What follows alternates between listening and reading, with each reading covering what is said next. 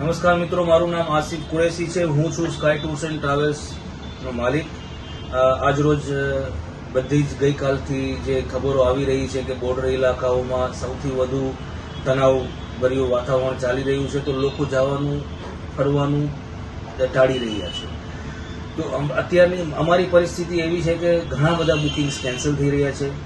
ગઈકાલ સુધીના કેટલાક ક્લાયન્ટોના ફોન આવી ચૂક્યા છે કે અમારે નથી જવું. જે સિમલા મનાલી આપણે લોકોને ડાયવર્ટ કર્યા હતા કાશ્મીરમાંથી, તે લોકો પણ અત્યારે સિમલા મનાલી પણ જવા રેડી થઈ રહ્યા નથી, કારણ કે ત્યાં બોર્ડર ઇલાકા લાગે છે. અમૃતસર, ભટિંડા, ચંદીગઢ, આ બધી જગ્યાઓ લોકો અવોઇડ કરે છે જવાનું એઝ ઓફ નાઉ.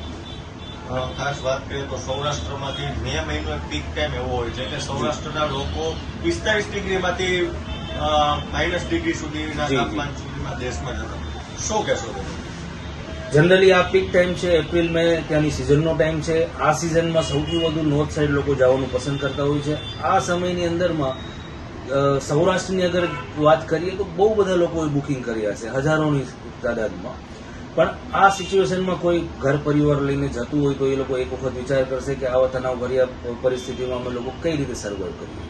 તો માણસોની જવાની તમન્નાઓ પૂરી છે, પણ આ પરિસ્થિતિઓ એવી સર્જાઈ ગઈ છે કે આ પરિસ્થિતિમાં જવા લોકોનું ટાળવાનું કહે છે. લોકો ક્યાં વધુ ડાયવર્ટ? અત્યારના સમયમાં કોઈ જ્યાં બોર્ડર ઇલાકા નથી લાગતા એવા લોકો જવાનું પસંદ કરે છે, જેમ કે ગોવા છે, મુંબઈ છે, કર્ણાટકા, ઊટી કોડાઈકેનાલ છે, કેરલા છે. પણ ત્યાં અત્યારે ગરમી વધુ હોય છે, પણ જેને ફરવું જ છે એ લોકો ક્યાંય ને ક્યાંય જવાનું પ્લાન કરશે, અથવા નજીકના કોઈ એરિયામાં જવાનું પ્લાન કરશે કે ભાઈ જે લોકોને 8 દિવસનો પ્રવાસ હતો એ લોકો 4 દિવસ નજીકના સમયમાં ક્યાંય